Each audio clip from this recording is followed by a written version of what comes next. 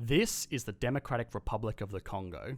This Central African nation is the poorest country in the world, with a nominal GDP per person of just $500.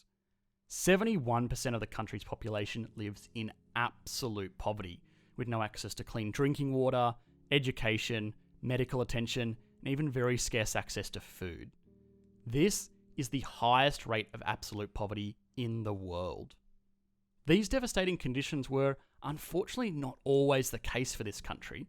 Prior to 1960, the Congo was a colony of Belgium and was actually making progress to becoming a developing economy. The Belgian Congo in the 1950s was the second most industrialised nation in Africa, falling just behind South Africa. Now, it must be recognised that this country had many of the same social issues that South Africa had during this time as well, but the country was becoming richer, and investments into industries and infrastructure meant that quality of life was improving for everyone. What is more is that the Democratic Republic of the Congo sits on top of a treasure chest of natural resources like precious metals, diamonds, oil, and natural gas. So, where did this all go so wrong? This country had a lot going for it, and while it is hard to say, there was no reason to believe that the Democratic Republic of the Congo could not have developed like so many other economies did during the 1960s and onwards. The truth is, though, that there is a very simple economic reason why this country has fallen so far behind. But, to really look at this properly, we must first look at poverty itself. In social studies, there is a widely used model called the Maslow's hierarchy of needs. At the bottom of the hierarchy of needs is the needs for things like food, water, and shelter. Needs that people in absolute poverty don't necessarily get met.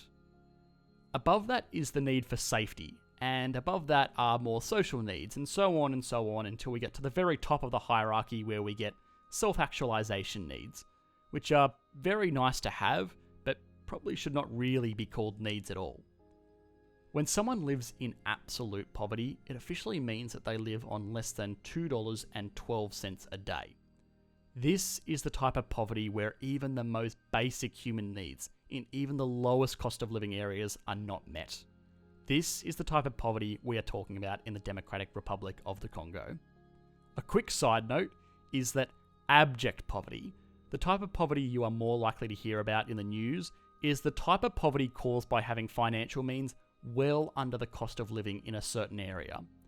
This is the type of poverty that affects low-income earners in the United States, where the poverty line for an individual is a yearly income of $11,000 or less. Now, this is a real issue, and poverty in the United States should not be ignored. But, for reference, this same $11,000 income in the Democratic Republic of the Congo would make you an esteemed member of the 1%. Okay, so understanding poverty in relation to human needs is interesting, albeit very depressing. But what does that have to do with the economy of the DRC? Well, just like people, economies have fundamental needs that are pretty easy to rank in terms of importance. The most fundamental needs of an economy are stability and confidence. In the same way that a briefcase filled with millions of dollars is pretty useless to a person stranded on a desert island without water, the piles of natural resources in the Democratic Republic of the Congo are not very meaningful, given that there is very little stability and confidence in the country itself. At the most fundamental level, this is what that looks like. This is a diamond mine in Canada. It is a huge industrial facility that utilises modern machinery and technology to extract these resources very efficiently. Mines like this employ thousands of workers in very high-paying jobs and generate huge profit for the companies running these operations, which they should, given the hundreds of millions of dollars in investment that goes into building facilities like these. Conversely, this is a diamond mine in the Democratic Republic of the Congo. No rational investor would ever put the same amount of money into a mine here because there is very little confidence that their investments would not be claimed by corruption and so much instability that having a mine stolen by any number of the civil conflicts is a very real possibility. Because of this lack of investment, workers are reduced to using hand tools and very, very basic machinery. This means that despite the abundance of resources, they are not extracted with the same efficiency and do not generate nearly as much money as a properly developed industrial mine. This issue is made even worse by the fact that the only groups that are willing and able to run and confidently hold these mines are operating military powers who have often stooped to using child labour to extract these resources. Vice did a fantastic documentary on this, and I'll leave a link to that in the description below. But, needless to say, the revenue from the sale of these crudely extracted resources is not going to build schools and infrastructure, but rather guns and tanks, furthering the horrendous violence plaguing this nation. So, is there any solution to this situation? Foreign aid is a big deal in countries like the Democratic Republic of the Congo. Many foreign aid organisations ranging from UN's UNICEF to Doctors Without Borders and even the Bill and Melinda Gates Foundation have major operations in this country. So, could this foreign aid be the kickstart the Congolese economy needs to get back on track? Well, no. Unfortunately, foreign aid is a lot like life support. It will keep everything ticking along, but it really isn't meant to cure anything. Among the most donated goods are clothing and food, normally donated from wealthy countries. This is a fantastic initiative that means that the Congolese people will get clothing and nutrition that they need to live in the harsh conditions of their country. But it also means that any business that wants to sell clothes or food has to compete with a competitor charging $0. Now, I hope that anybody watching this channel has a basic understanding of economics, enough to know that competing with a zero-cost business in a country as poor as the DRC is just not possible. As any politician will tell you, small business is the backbone of any economy, and on one hand, this foreign aid has devastating impacts on local business owners looking to ply their trade.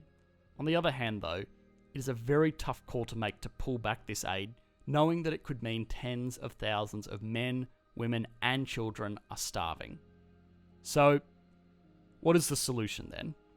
Well, fortunately, we know exactly what the solution is. Stability and confidence needs to be restored to the country. Unfortunately, we have no idea how to really do that. War and corruption has more or less become a way of life for many groups in the DRC, and as we have seen, this can be a really hard cycle to break. There is good news though. Just earlier this week, in July of 2019, 54 countries of Africa signed on to launch the African Free Trade Zone, which means that all countries in Africa will be able to trade freely amongst one another without any restrictions. This is a very similar model to the European Union. The importance of this deal cannot be understated, and it could optimistically be the catalyst for massive development all over Africa. It can't be forgotten that Europe a century ago did so love themselves some wars as well, but the creation of the European Union has brought the longest period of peace in the region's history. If this success can be replicated here in Africa, there is every possibility that it will become the economic superpower it was destined to be, and in so doing so, lift hundreds of millions of people out of poverty. Hi guys, I hope you enjoyed the video. As always, I have left my email in the video description, or if you would rather, I do my very best to reply to all comments, and I'd like to thank you guys as well for keeping the discussions in previous videos extremely civil and on point. It's really nice to see, especially for YouTube comment sections. Otherwise, if you did enjoy, please consider liking and subscribing. I'd really appreciate it. Thanks guys.